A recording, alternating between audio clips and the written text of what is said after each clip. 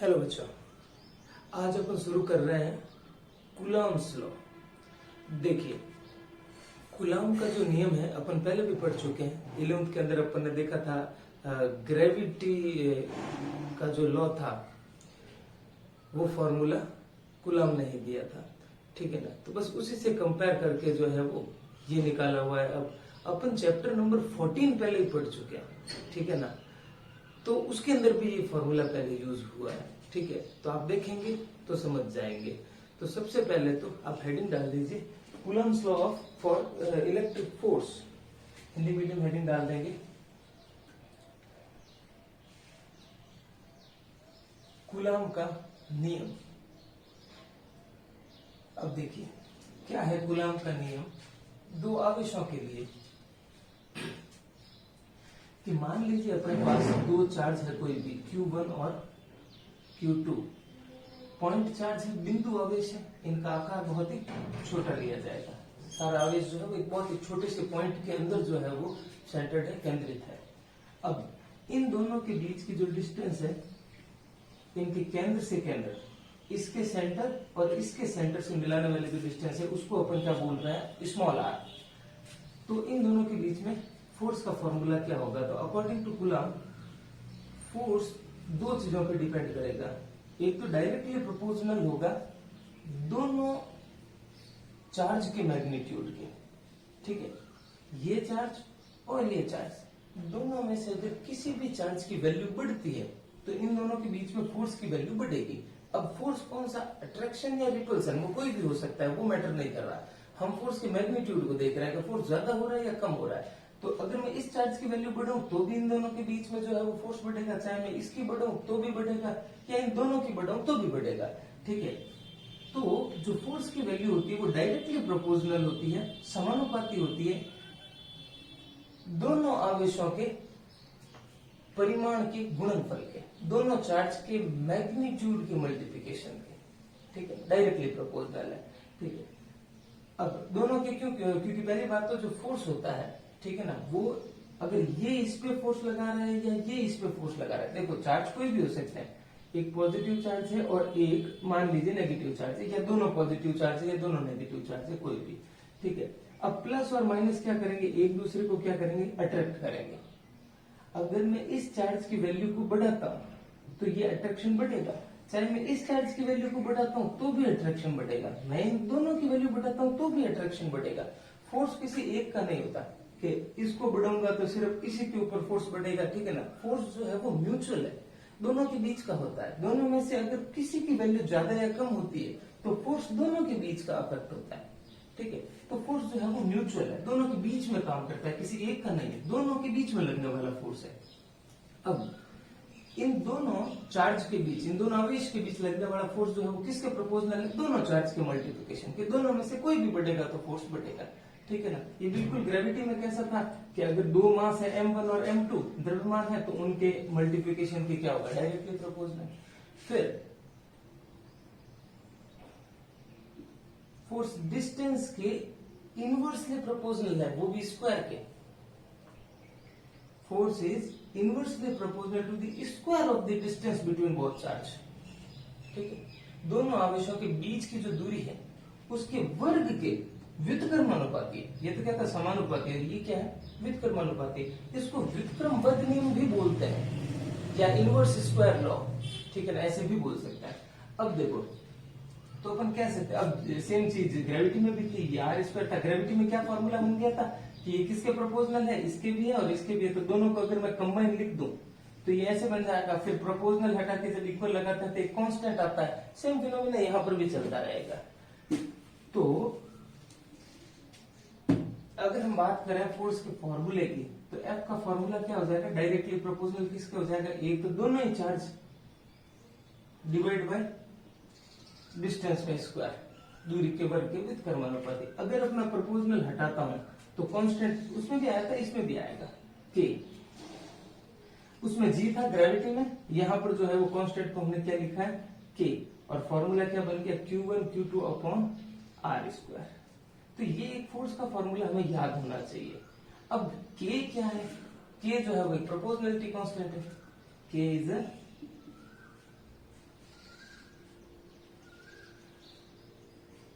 Proportionality constant नाम भी है, which is called electrostatic force constant. Hindi medium के लिए मैं बोल दूंगा इस चीज को लिखने के लिए। कहीं जगह पर इसको कूलम कांस्टेंट भी बोला हुआ है, वो भी ठीक है। तो कूलम का लॉ क्या है? कूलम का लॉ ये है कि जो दो चार्ज होते हैं उनके बीच का फोर्स एक तो उन दोनों चार्ज के मल्टीप्लिकेशन के डायरेक्टली प्रोपोर्शनल होता है, और उन दोनों चार्ज के बीच की जो सेंटर टू सेंटर डिस्टेंस होती है उसके स्क्वायर के इनवर्सली प्रोपोर्शनल होता है। ये कूलम्स लॉ है। तो पहले हम कूलम्स लॉ लिखेंगे और फिर ये जो थ्योरी है उसको हमने ऐसे लिख लिया है, तो इस चीज को अपन लिख लेंगे। तो सबसे पहले तो हेडिंग ही हो चुकी है, अब इन्वर्टेड कॉमा के अंदर लिखेंगे दोनों मीडियम। पहले इंग्लिश मीडियम लिख दीजिए, लिखिए force acting between two charges is directly proportional to the multiplication of magnitude of both charge and inversely proportional to the square of the distance between both charge। Full stop. उसके बाद में English medium जो है एक line और लिख दीजिए, inverted comma close करके लाइन चेंज करके लिखिए। Let we have two charge Q1 and Q2 separated by distance small r, and the electrostatic force acting between them is capital F। Line change। So according to Coulomb's law, ये लिखने के बाद में आगे एक छोटा सा डायग्राम बना लें, फिर ये चीजें लिख लें। हिंदी मीडियम लिखेंगे हेडिंग के बाद में, हेडिंग क्या थी? कूलम का नियम, फिर इन्वर्टेड कॉमा में लिखिए कूलम के नियम के अनुसार दोनों आवेशों के मध्य लगने वाले स्थिर वैद्युत बल का मान उन आवेशों के परिमाण के गुणनफल के समानुपाती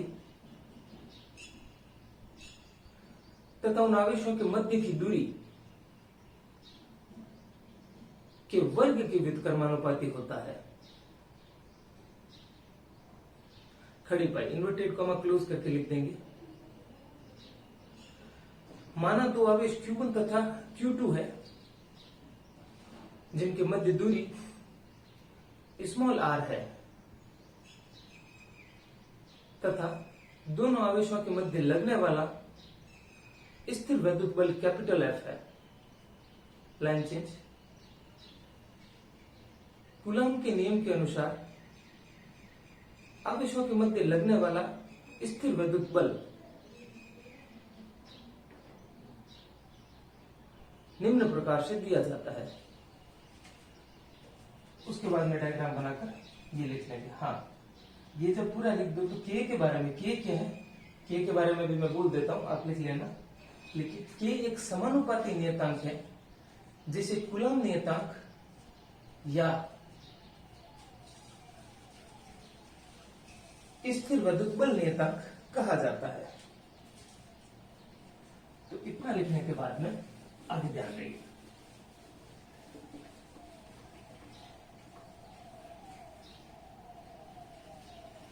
अब थोड़ा के बारे में पढ़ लेते हैं।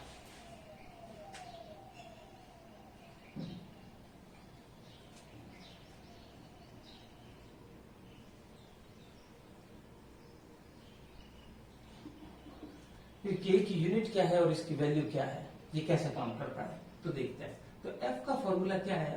के और Q1 Q2 upon R square. तो पहले तो अपन समझ लेते हैं कि के की जो यूनिट है वो क्या है। तो के की यूनिट अगर अपन देखें तो वो के की यूनिट क्या आएगी? फोर्स मतलब न्यूटन। इधर से ये डिस्टेंस है, डिस्टेंस का स्क्वायर मतलब मीटर स्क्वायर, तो मीटर स्क्वायर मल्टीप्लाई में जाएगा। देखो यहाँ क्या न्यूटन, के की निकालनी है तो इसको उधर भेज दो, तो ये क्या हो गया मीटर स्क्वायर। अब चार्ज की आवेश की इकाई क्या होती है कूलाम, तो ये भी कूलाम और ये भी आवेश है, ये भी चार्ज है, दोनों की कूलाम और कूलाम क्या हुआ कूलाम स्क्वायर डिवाइड में जाएगा, तो ये क्या हो गया कूलाम स्क्वायर। अब के की वैल्यू क्या है, तो वैल्यू होती है आपके 1/4 पाई एप्सिलॉन नॉट। ये चीज पहले भी पढ़ी जा चुकी है। अब ये एप्सिलॉन नॉट क्या होता है, एक कांस्टेंट होता है फिलहाल के लिए, अभी हम इसके ऊपर डिटेल में आएंगे। तो एप्सिलॉन नॉट क्या है, कांस्टेंट। तो कांस्टेंट की वैल्यू क्या है, अपन 40 चैप्टर में यूज किए 8.85 इंटू 10⁻⁻12, उस पर बाद में आएंगे। इस पूरे की वैल्यू क्या होती है 9 इंटू 10⁻9, और ये क्या हो गया इसकी यूनिट। नॉर्मल न्यूमेरिकल करते टाइम अपन ये चीज यूज करते हैं, और अगर अपन कोई डेरिवेशंस कर रहे होते हैं तो अपन वहां पर ये यूज कर सकते हैं। तो ये होगी आपके के की वैल्यू, और ये क्या होगी के की यूनिट। अगर सीजीएस में जाएंगे तो फिर यहाँ पर डाइन सेंटीमीटर और कूलम आ जाएगा, और यहाँ पर भी वैल्यूज थोड़ी बदल जाएगी, पर चलो इसकी तो हम ऐसे ही याद रखेंगे, सीजीएस की जरूरत नहीं पड़ेगी। अब के की वैल्यू में आया ये एप्सिलॉन नॉट। ये एप्सिलॉन नॉट क्या है, epsilon naught is called permittivity of free space. आएंगे इस वर्ड पे कि क्या है परमिटिविटी, ठीक है। फिलहाल इसकी वैल्यू लिख देते हैं, वैल्यू होती है 8.85 इंटू 10⁻⁻12। हाँ भाई, इसकी ऐसा यूनिट क्या होगी, देखो एप्सिलॉन नॉट और के बिल्कुल कैसे चल रहे हैं, उल्टे चल रहे हैं, कि के की यूनिट ये है तो एप्सिलॉन नॉट की क्या होगी, अगर एप्सिलॉन नॉट इधर ये उल्टा हो जाएगा, तो एप्सिलॉन नॉट की यूनिट क्या होगी, इसका उल्टा कर दो, वो हो जाएगा कूलम स्क्वायर पर newton into metre square. Heading डाल दीजिए हिंदी इंग्लिश मीडियम दोनों, unit and value of K, ये फॉर्मूला आ जाएगा, यहां से आ जाएगी आपके के की वैल्यू और यहां से यूनिट, फिर आ जाएगा एप्सिलॉन नॉट। हाँ हिंदी मीडियम लिखिए, एप्सिलॉन नॉट को निर्वात की विद्युतशीलता कहा जाता है। हिंदी में परमिटिविटी को क्या बोल रहे हैं, विद्युतशीलता। एप्सिलॉन नॉट को निर्वात की विद्युतशीलता कहा जाता है। फिर एप्सिलॉन नॉट का मान ये लिख देंगे। चलो अब आते हैं ये विद्युतशीलता या फिर ये परमिटिविटी क्या चीज है।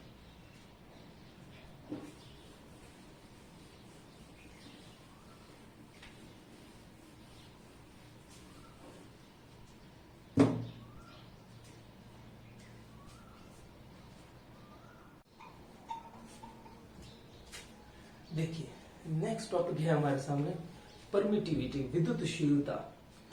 परमिटिविटी को कैसे डिफाइन करेंगे, इसको जानने के लिए अपने कुछ एग्जाम्पल देखने पड़ेंगे।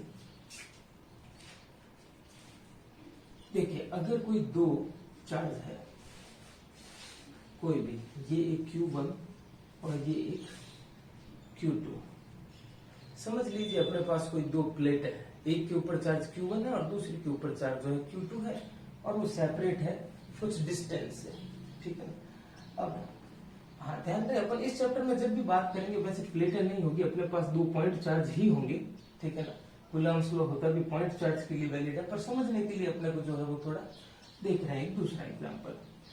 अब देखो, तो दो मेरे पास चार्ज है Q1 और Q2, कोई प्लेट है पड़ी।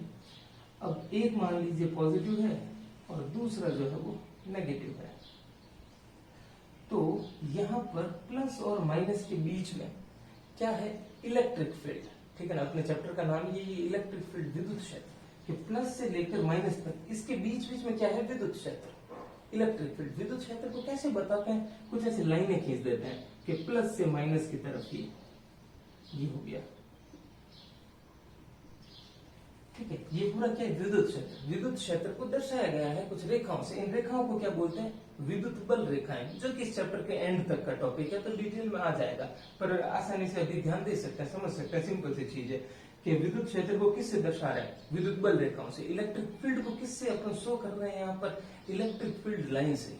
इनको हम क्या बोल रहे हैं, इलेक्ट्रिक फील्ड लाइन, जो इलेक्ट्रिक फील्ड को रिप्रेजेंट कर रही है।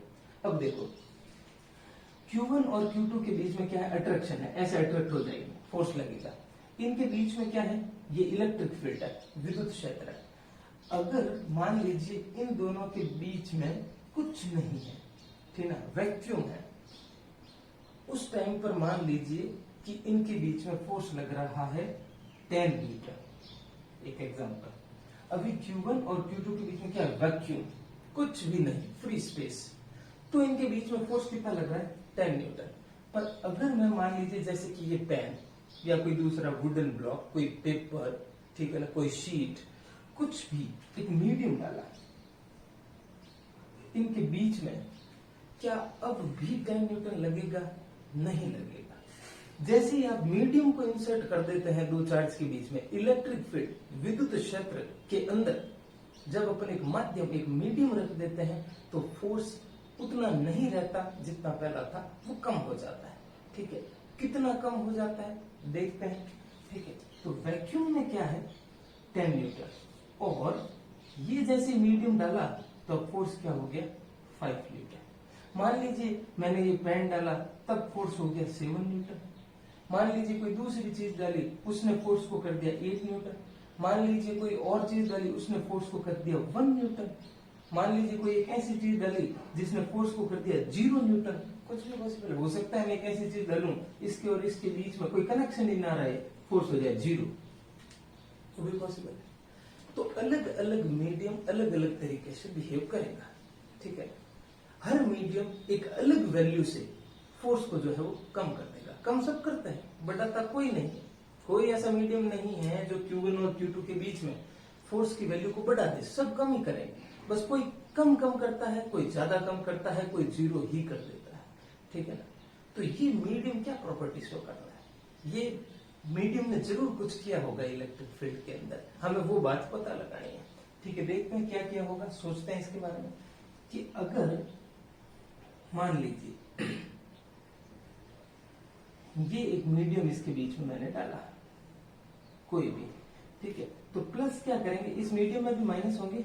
ठीक है ना, वो मान लीजिए जो है वो नेगेटिव को अट्रैक्ट कर रहा है, तो प्लस से माइनस ही इलेक्ट्रिक फील्ड बन गया। इधर कौन है? माइनस, तो इस मीडियम के प्लस को जो है वो अट्रैक्ट करेगा।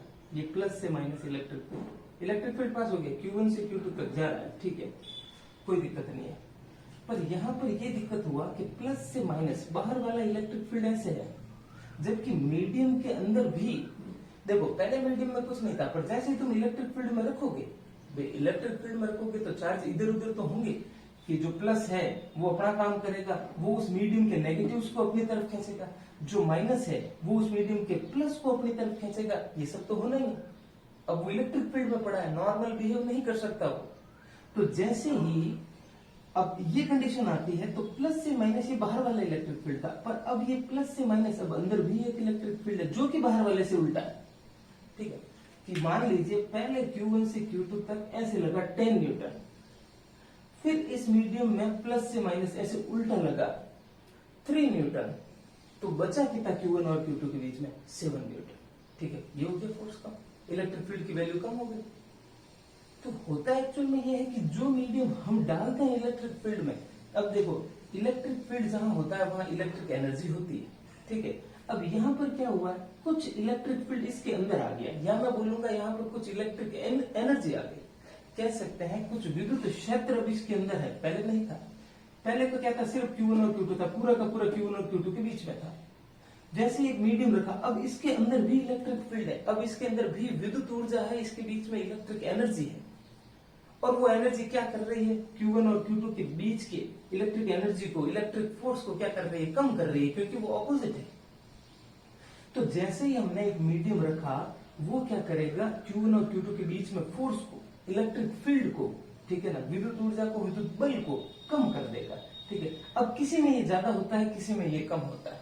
ठीक है, वो अपन बाद में देखेंगे किसमें क्या होगा। तो मीडियम ने क्या किया, मीडियम ने कुछ विद्युत ऊर्जा को अपने अंदर ही स्टोर कर लिया। पहले तो पूरी की पूरी Q1 और Q2 के बीच में थी 10 न्यूटन, जैसे ही मीडियम रखा तो कुछ इसके अंदर स्टोर होगी, प्लस से माइनस, वो उल्टा है, तो 10 से कम कर दिया। मान लीजिए इसमें 3 है, बाहर 10 था, तो अब नेट कितना बचा, 7। तो ये जो 3 है, जैसे कि उल्टा लगा 3, ये 3 ही क्या है, परमिटिविटी। तो परमिटिविटी क्या है, अगर मैं कहूं कि इस मीडियम की परमिटिविटी बढ़ती है, सोचो 4 हो गई, अब बताओ Q1 और Q2 के बीच में कितना है, 6। अगर मैं कहूं इसकी परमिटिविटी और बढ़ी, 5, इलेक्ट्रिक फील्ड और ज्यादा स्टोर हुआ उसके अंदर, तो अब फोर्स कितना है, अगर इसका कितना हुआ 6, तो Q1 और Q2 के बीच में अब फोर्स कितना न्यूटन का रह जाएगा, 4 न्यूटन का रह जाएगा। तो जैसे जैसे परमिटिविटी बढ़ती है, मतलब विद्युतशीलता का मान जैसे जैसे बढ़ता है उन दोनों आवेशों के बीच में बल का मान कम हो जाता है। तो यहां से डेफिनेशन निकल के आती है हमारे सामने कि हर मीडियम जो होता है वो इलेक्ट्रिक एनर्जी को अपने अंदर स्टोर कर लेता है। कब? जब उसको इलेक्ट्रिक फील्ड के अंदर रखा जाता है। जब विद्युत क्षेत्र में किसी माध्यम को रखा जाता है तो वो कुछ विद्युत ऊर्जा अपने अंदर संग्रहित कर लेता है और वही संग्रहित की हुई ऊर्जा को अपन कह सकते हैं कि वह विद्युतशीलता कहलाती है। जब विद्युतशीलता बढ़ती है मतलब उसकी ऊर्जा को ज्यादा स्टोर कर लेता है अपने अंदर, तो बल का मान क्या हो जाएगा? कम। हमने देखा जैसे जैसे मीडियम के अंदर स्टोर एनर्जी ज्यादा होगी तो Q1 और Q2 के बीच में लिंक उतना ही जो है वो कम होता चला जाता है, तो उनका फोर्स जो है वो कम होता चला जाता है। अब कितना कम हो जाता है उसके लिए फॉर्मूला डेराइव किया जा सकता है, ठीक है ना, वो देखेंगे। पर डिफाइन करते हैं क्या है विद्युतशीलता, ठीक है। तो इंग्लिश मीडियम के लिए मैंने बोर्ड पे लिख दिया, permittivity of any medium can be defined by the ability to store electric energy in electric field by that medium. कि वो मीडियम इलेक्ट्रिक फील्ड में रखने पर अपने अंदर कितनी इलेक्ट्रिक एनर्जी स्टोर करता है, वो उसकी क्या है परमिटिविटी। वो जितनी ज्यादा खुद में एनर्जी स्टोर करेगा उतना ही ज्यादा Q1 और Q2 के बीच में फोर्स की वैल्यू क्या हो जाएगी? कम। अब सबसे कम कौन स्टोर करता है? तो वो है वैक्यूम। जब Q1 और Q2 के बीच में क्या होता है? वैक्यूम। तब उस Q1 और Q2 के बीच की कह सकते हैं परमिटिविटी जो होती है वो मिनिमम होती है, वो सबसे कम होती है। तो Q1 और Q2 के बीच में फोर्स क्या होगा? मैक्सिमम होगा। कि जब दो आवेश Q1 और Q2 के बीच में क्या कहते हैं, क्या है अपने निर्वात है, ठीक है। तो निर्वात जब होता है तब अवरोध बिल्कुल कम होता है, ठीक है। उस वक्त Q1 और Q2 के बीच में सबसे ज्यादा बल लगता है। तो मैक्सिमम फोर्स तभी जो है वो एक्ट करता है जब Q1 और Q2 के बीच में क्या हो? वैक्यूम हो, निर्वात हो। बाकी जो भी मीडियम आएगा वो अपने अनुसार, ठीक है, उस वैल्यू को क्या कर देगा? कम कर देगा। तो इस चीज को अच्छे से ध्यान रखें कि जो मीडियम होता है वो यूं समझिए कि एक दलाल की तरह है। जितनी ज्यादा उसकी दलाली होगी Q1 और Q2 के बीच में जो हम कह सकते हैं लेन देन कम हो जाएगा। कि दो आदमी है, एक पहला आदमी और एक दूसरा आदमी, अगर इनके बीच में 1000 का ट्रांसफर हुआ है और उसके बीच में अगर कोई मीडिएटर आ जाए, ठीक है, मान लीजिए दलाल आ जाए कि मैं दे दूंगा उसको, ठीक है, पर मैं जो है वो 50 रुपए लूंगा, ठीक है। तो इनके बीच में तो कितना हो गया? अब 995 हो गया, ठीक है। दलाल मान लीजिए वो कहता है कि मैं 100 रुपए लूंगा, तो Q1 और Q2 के बीच में कितना रह गया? ठीक है, अब वो 900 रह गया। इसकी दलाली जितनी ज्यादा होगी उतना ही दो लोगों के बीच में वैल्यू कितनी हो जाएगी? डिक्रीज हो जाएगी। सेम है कि Q1 और Q2 के बीच में फोर्स उतना ज्यादा डिक्रीज होगा जितना उस मीडियम की जो है वो परमिटिविटी ज्यादा है, ठीक है। परमिटिविटी अगर ज्यादा है तो Q1 और Q2 के बीच में फोर्स क्या हो जाएगा? कम हो जाएगा। विद्युतशीलता यदि माध्यम की अधिक हुई तो वो दो आवेशों के बीच के बल के मान को उतना ही ज्यादा कम कर देगी। ओके, तो इस चीज को हम अच्छे से लिखेंगे। उसके बाद में हिंदी मीडियम के लिए मैं बोल देता हूं, किसी भी माध्यम की विद्युतशीलता, किसी भी माध्यम की विद्युतशीलता उस माध्यम द्वारा विद्युत क्षेत्र में विद्युत ऊर्जा संरक्षण करने की क्षमता से प्रदर्शित की जाती है। यदि दो आवेशों के मध्य रखे माध्यम की विद्युतशीलता अधिक है तो वो उन आवेशों के मध्य विद्युत बल के मान को कम कर देगा। अब देखिए, इंग्लिश मीडियम भी एक लाइन और लिख दीजिए, यहां तक लिखने के बाद में लिखिए, if permittivity of any medium placed between two charges is high, then electrostatic force acting between both charges will decrease.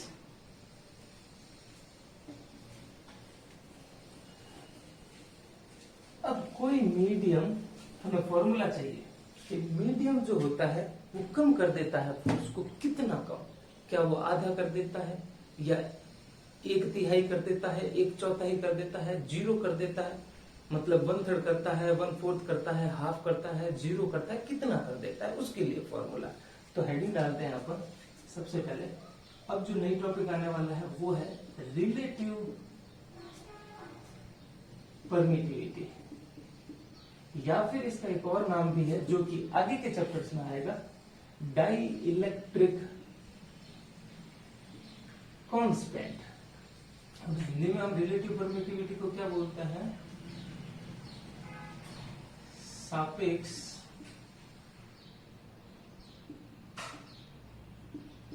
विद्युतशीलता, या इसका एक और नाम है परावैद्युतांक, जो टॉपिक अब पढ़ने जा रहे हैं परमिटिविटी से जुड़ा हुआ है। तो ये हो गई आपकी हेडिंग। अब देखते हैं ये क्या चीज है। हेडिंग डालने के बाद में ध्यान देंगे। देखो भाई, हमें जानना है कि पहले जो फोर्स था दो चार्ज के बीच में क्या था जब वहां वैक्यूम था, और फिर हम उसकी जो है वो तुलना करेंगे, उसको कंपेयर करेंगे किसी मीडियम को रख के, ठीक है। तो क्या रिजल्ट आते हैं उनको देखते हैं। अब समझने के लिए इसको ऐसे किया गया, चलो दो चार्ज है Q1 और Q2। लैब में कैसे हुआ कि दो कोई चार्ज बॉडी थी, इनके बीच में कुछ नहीं था, तो उन्होंने मेजर किया कि 10 न्यूटन का फोर्स लग रहा था। उसके बाद में चार्जेस वही है, उनके बीच की डिस्टेंस भी वही है, बस एक मीडियम उसके बीच में रख दिया, ठीक है। मीडियम उसके बीच में रखा, जैसे कि पेन के रखते ही उन्होंने नोट किया कि फोर्स तो सीधी सी बात है कम हो जाएगा, अब 10 न्यूटन लगेगा नहीं, वो हो गया 5 न्यूटन, ठीक है। तो वैक्यूम में तो फोर्स कितना लगा, 10 न्यूटन। मैं जब नॉट लगाता हूं नीचे, इसका मतलब होता है कि वहां कुछ नहीं है, और कुछ नहीं है का मतलब इन दोनों के बीच में क्या है, वैक्यूम है, निर्वात है, या तुम समझ सकते हो एयर है, हवा को समझा जा सकता है, ठीक है ना। जो रिजल्ट वैक्यूम में आता है अप्रोक्सीमेटली वैसे ही रिजल्ट लैब के अंदर एक्सपेरिमेंट के दौरान जो है वो एयर के अंदर आता है। थोड़ा बहुत फर्क होता है पर अप्रोक्सीमेटली सेम है। इसीलिए वैक्यूम या एयर दोनों को आप इस चैप्टर में सेम समझ सकते हो। मैं कहता हूं इन दोनों के बीच में एयर है, या मैं कहता हूं इन दोनों के बीच में वैक्यूम है, उससे रिजल्ट पे कोई फर्क नहीं आएगा, दोनों सेम है। अब तो वैक्यूम या एयर के लिए इनके बीच में फोर्स कितना है, 10 न्यूटन। फिर मैंने इसके बीच में पेन रखा, फिर मैंने देखा कि इनके बीच में मीडियम रख दिया, तो FM बोल दिया, देखा कि फोर्स कितना हो गया, 5 न्यूटन। इन दोनों का रेशियो कितना है, 10 डिवाइड बाई 5 कितना है, 2।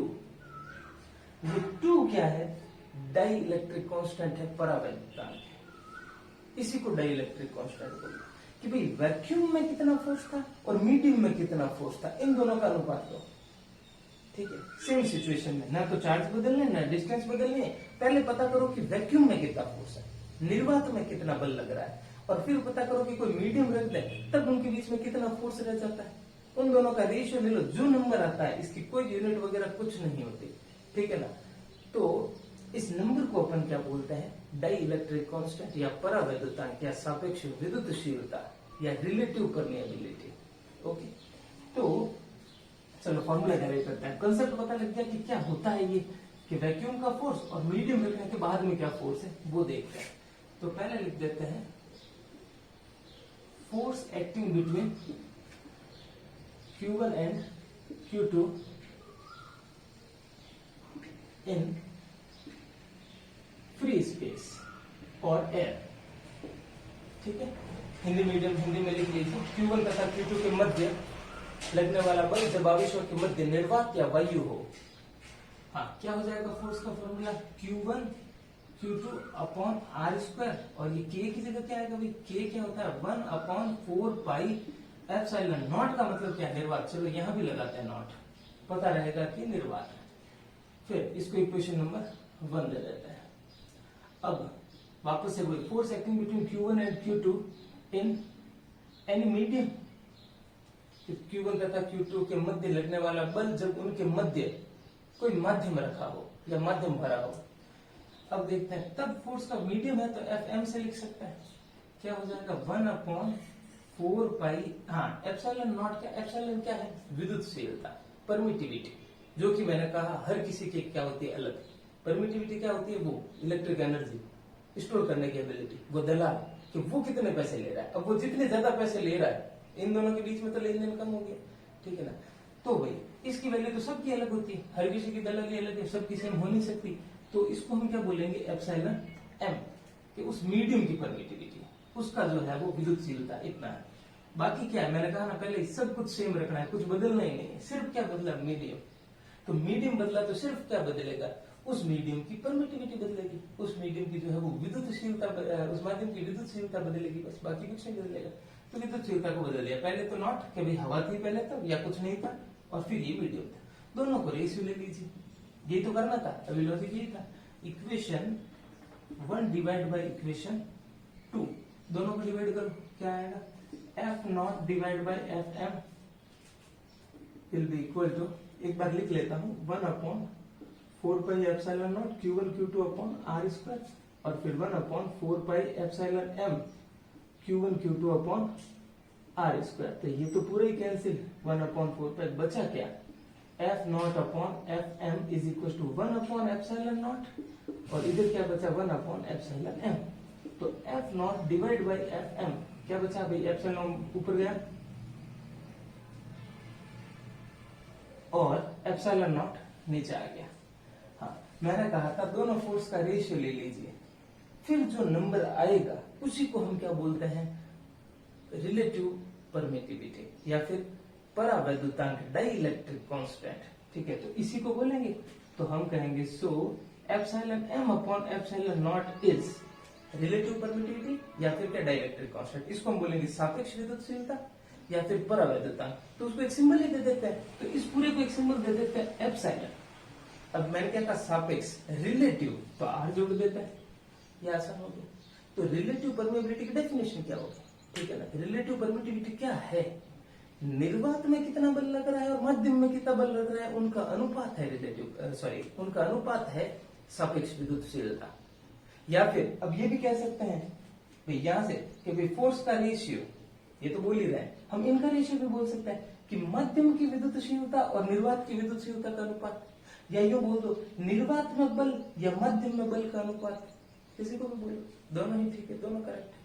ठीक है, इंग्लिश मीडियम के लिए कि मीडियम की परमिटिविटी और फ्री स्पेस की परमिटिविटी का रेशियो, या फिर वैक्यूम के अंदर फोर्स और मीडियम के अंदर फोर्स का रेशियो को अपन क्या बोलते हैं, डाइलेक्ट्रिक कांस्टेंट। तो ये पूरी चीज यहां तक लिखने के बाद में कुछ मैं लैंग्वेज बोल देता हूं, उसको लिखेंगे।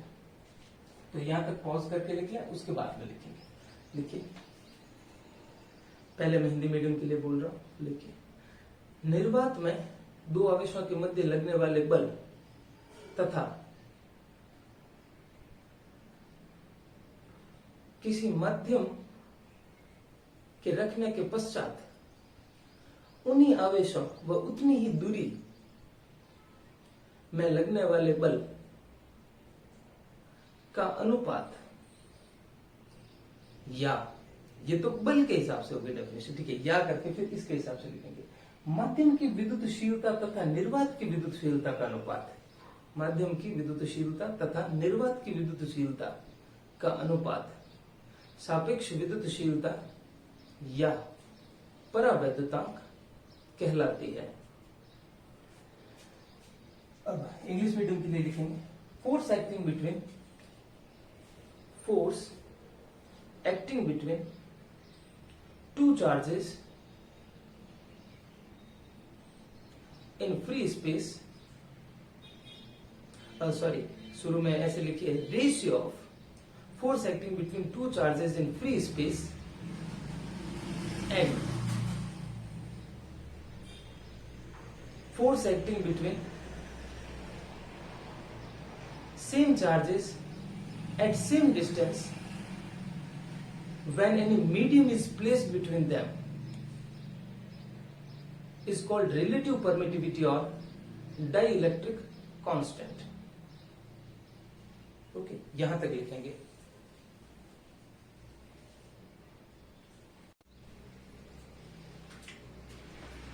तो भाई लास्ट फॉर्मूला अपना ये पहुंचा था, डेफिनेशन लिखने के बाद खत्म नहीं हुआ अभी, कि वैक्यूम और मीडियम, निर्वात और माध्यम, इन दोनों में जो फोर्स लगता है उनका रेशियो या फिर परमिटिविटी, ये उल्टी है, कौन कौन सी, विद्युतशीलता पहले मीडियम की और फिर किसकी, वैक्यूम की। इसको हम क्या बोलते हैं, डाई इलेक्ट्रिक कांस्टेंट, परावैद्युतांक, या फिर जो दूसरा नाम है उसका, इसको हम एप्सिलॉन आर से लिख देते हैं। ठीक है, तो ये फॉर्मूला हमको याद रखना है।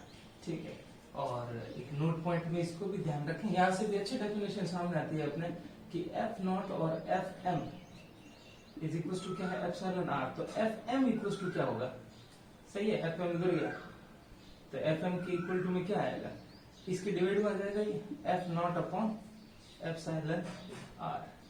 यहाँ पर कुछ एग्जाम्पल देखना कि जैसे कि फ्री स्पेस के लिए अपन बात करें, वैक्यूम के लिए, एयर के लिए, तो उनके लिए जो एप्सिलॉन आर होता है, देखो कुछ बुक में इसको स्मॉल के से भी लिखता है, ठीक है ना, वैक्यूम के लिए के नॉट लिख दीजिए चाहे, ठीक है ना, तो वो भी ठीक है, पर अपनी बुक में एप्सिलॉन यूज हो रहा है।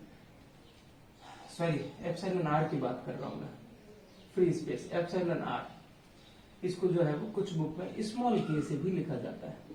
फ्री स्पेस के लिए इसकी वैल्यू क्या होती है, 1। अगर हम एयर के लिए बात करें तो इसकी वैल्यू अप्रोक्सीमेटली 1 होती है। एक्चुअल में तो क्या होता है 1.0005 करके ऐसी कुछ होती है, तो नियरली 1 ही है वो।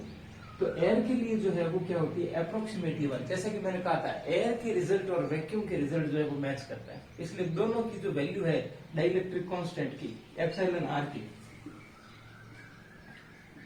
वो लगभग सेम ही है, अप्रोक्सीमेटली सेम है। ठीक है, वाटर के लिए भी देखते हैं।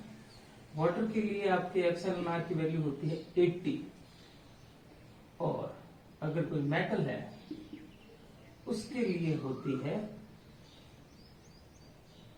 इनफाइनाइट। इनफाइनाइट का क्या मतलब समझ रहे हो, 1/4 पाई, मेटल है तो यहाँ क्या आएगा, इनफाइनाइट। 1/इनफाइनाइट क्या हो जाता है, 0।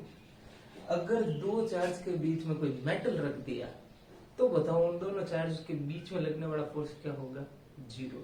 यूं समझ लीजिए कि दलाल बहुत ही खतरनाक है, सारे के सारे पैसे खुद ही डकार गया, ठीक है ना। इसने क्या दिया, 1000 रुपए दिए इसको, मेटल पूरे लेके बैठ गया, आगे कुछ पहुंचा ही नहीं, खत्म।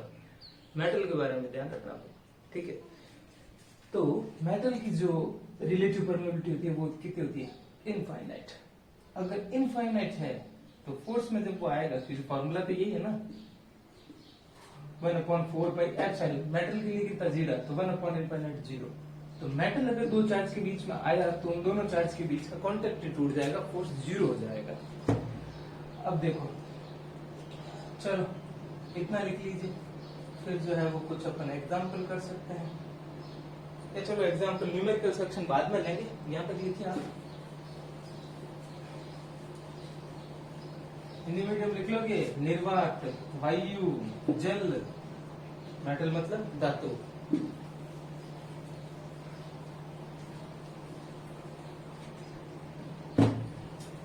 हाँ चलो, एक बात बताना भूल गया आपको कि मीडियम में फोर्स कितना होता है। अभी हमने क्या फॉर्मूला निकाला था, F0/एप्सिलॉन, कि जो वैक्यूम में फोर्स होता है उसका एप्सिलॉन आर टाइम्स कम हो जाता है, या 1/एप्सिलॉन आर टाइम्स हो जाता है, ठीक है। एप्सिलॉन आर गुना कम हो जाता है, ठीक है। इसको ऐसे भी बोल सकते हैं कि एप्सिलॉन आर गुना हो जाता है, कि भाई जैसे कि मान लीजिए इसके बीच में कितना दो चार्ज है, Q1 और Q2, इनके बीच में 800 न्यूटन का फोर्स लग रहा है, ठीक है।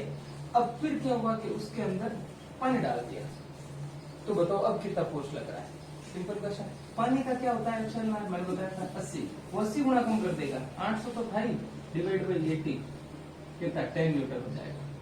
तो एप्सिलॉन आर टाइम्स 1/एप्सिलॉन आर टाइम्स हो जाता है नया फोर्स, या कह सकते हैं कि वो जो है वो उतनी वैल्यू से जो है वो डिक्रीज हो जाता है, एप्सिलॉन आर गुना कम हो जाता है, ठीक है। तो सिंपल कुछ न्यूमेरिकल अपन जो है वो इसके अंदर कर लेंगे, तभी अच्छे से हो जाएगा। अब थोड़ा कूलम्ब्स लॉ की जो है वो वेक्टर फॉर्म देख लेते हैं। हेडिंग डालिए, vector form of Coulomb's law. Numerical के ऊपर अगर किसी को न पल्ले पड़ा हो, मैंने क्या बोला है अभी, तो कोई दिक्कत नहीं, न्यूमेरिकल सेक्शन में बाद में लेने वाला हूँ, ठीक है। हाँ, अब हेडिंग डाल दीजिए, vector form of Coulomb's law, coulomb के नियम का सदिश निरूपण। थोड़ा वेक्टर में चलना होगा अपने को, कि भाई ये एक चार्ज है Q1 और एक ये चार्ज है Q2, ठीक है, Q1 और ये Q2। अब 1 से 2 तक की डिस्टेंस, देखो वेक्टर है, हर चीज को वेक्टर में बोलना पड़ेगा, ठीक है, ऐसे बोल रहा हूं 1 से 2, तो इस डिस्टेंस को मैं बोल देता हूं R12, ठीक, R12 वेक्टर। या अगर मैं ऐसे मेजर कर रहा हूं 2 से 1 की तरफ, तो मैं इसको क्या बोल दूंगा R21 वेक्टर, ठीक है। 1 2 का मतलब 1 से 2 की तरफ, 2 1 का मतलब 2 से 1 की तरफ, शुरू यहां से होना है 2 से 1 से 2, इधर से मापो उधर से मापो। अरे हाँ, उसमें कोई दिक्कत नहीं है कि तुम ये कहोगे R12 और R21 बराबर है, सही है, बराबर है क्या? नहीं है बराबर, ये बराबर नहीं है। आप यूं कह सकते हो कि R12 और R21 जो है वो ऑपोजिट है, ऑपोजिट वेक्टर 11 में पढ़ा होगा। जब कोई दो चीजें बराबर तो है मैग्नीट्यूड में, परिमाण में तो बराबर है, हाँ तुम यूं कहो कि R12 और R21 बराबर है, मैग्नीट्यूड वैल्यू कि ये 10 सेंटीमीटर का है तो वो भी 10 का है, वो ठीक है, पर डायरेक्शन तो उल्टी है, और उल्टी डायरेक्शन को नेगेटिव साइन से शो करते हैं, ऑपोजिट वेक्टर बोलते हैं अपन उनको, ठीक है।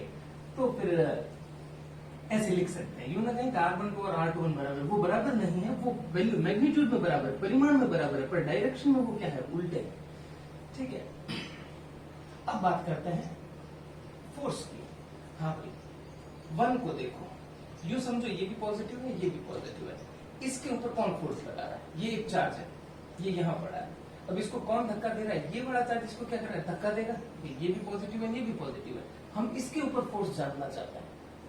1 पे कितना लग रहा है और कौन लगा रहा है? 2 लगा रहा है, ठीक है। इस 1 को ये बड़ा चार्ज इसको क्या करेगा, ये धक्का देगा, रिपेल करेगा, तो ये इधर आ जाएगा, तो 1 पे 2 की वजह से फोर्स लगा, 1 पर वजह कौन? 2, force acting on charge Q1 due to charge Q1 आवेश पर Q2 के कारण लगने वाला बल, लग किस पर रहा है? 1 पे, लगा कौन रहा है? 2, 1 पे लग रहा है, 2 लगा रहा है, ठीक है, नाम भी दे देते चलो।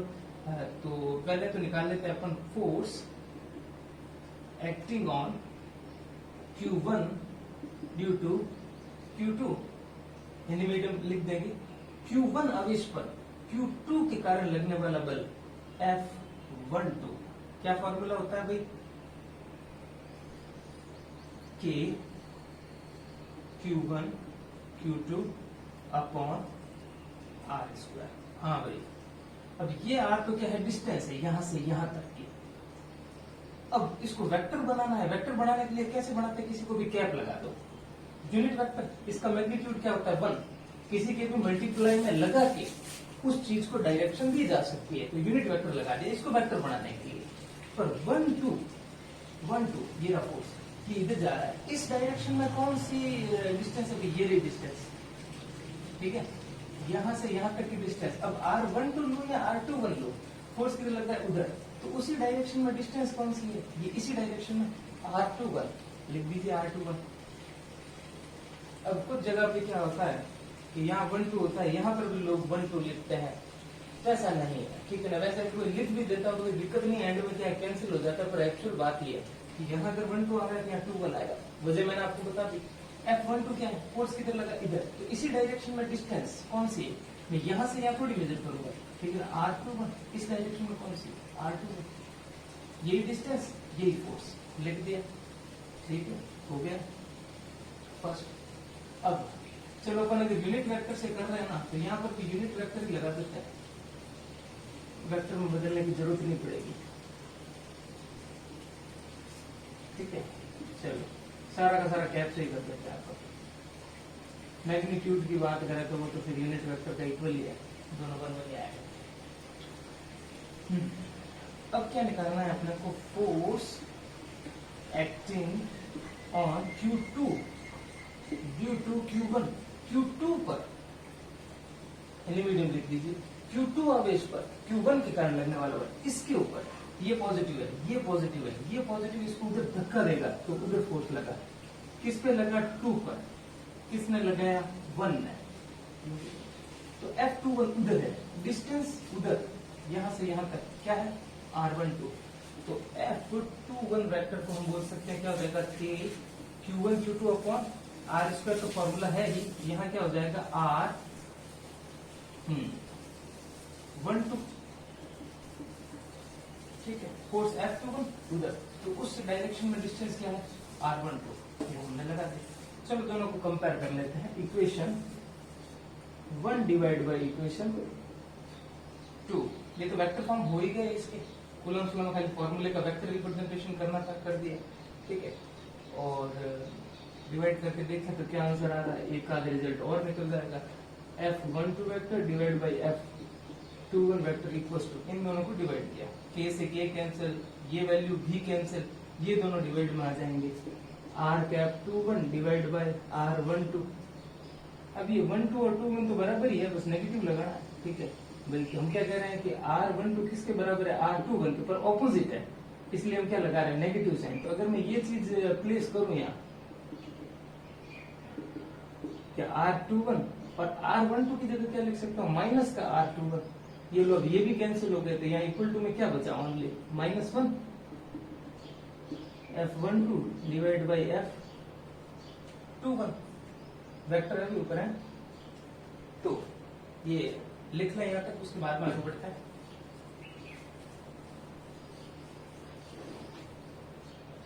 अब क्या रिजल्ट आएगा, F12 वेक्टर इक्वल्स टू, ये जाके उससे मल्टीप्लाई हो जाएगा F21, इधर कौन है, नेगेटिव साइन।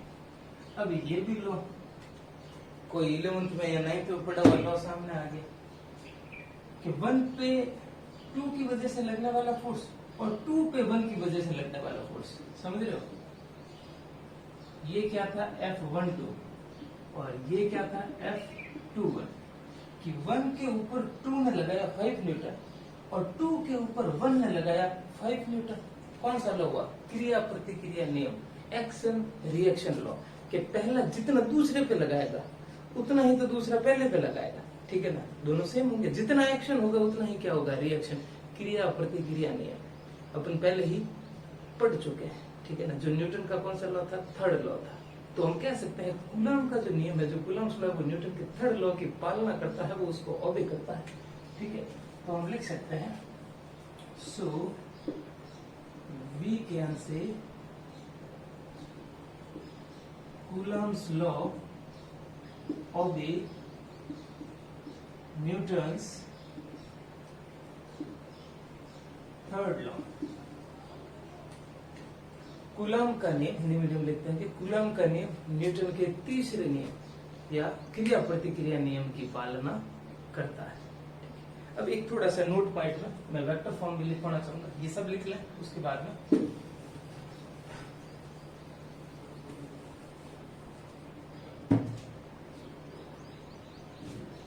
नोट पॉइंट, एक वेक्टर फॉर्म नहीं लिखी थी, समझा था उसको कि F का फॉर्मूला क्या होता है, K Q1 Q2 upon R square. Vector बताने के लिए यहाँ क्या लगा देते हैं, यूनिट वेक्टर, वो 1 2 और 2 छोड़ो, वो हम देख चुके हैं कि दोनों ही बराबर है, ठीक है। तो अभी R कैप का फॉर्मूला क्या होता है, याद करो, R vector upon R, 11th में पढ़ा है, यूनिट वेक्टर, सदिश बटा उसका मापांक, ठीक है, वेक्टर और उसके बटा में उसका क्या, मैग्नीट्यूड, उसके अपॉन में। तो हम इसको कैसे लिखेंगे, F वेक्टर इक्वल्स टू, ऐसे भी लिखा जा सकता है, K Q1 Q2 upon R square, और R कैप की जगह ये लिख सकते हैं अपन, R वेक्टर अपॉन R, तो ये नीचे क्या हो जाएगा, R cube, K Q1 Q2 upon R cube, और यहाँ क्या आ जाएगा, R वेक्टर। तो ये इसकी वेक्टर फॉर्म, यूं ना सोचे, हो सकता है कभी ऐसे पूछ ले 4 ऑप्शन देके जिसमें आपके वो R स्क्वायर वाला कोई ना, R क्यूब वाला, ठीक है, कि कौन सा सही है, तो क्यूब वाला सही होता है, पर यहाँ क्या आएगा, R वेक्टर आएगा। वेक्टर फॉर्म में ऐसा हो सकता है, इस चीज को लिखेंगे।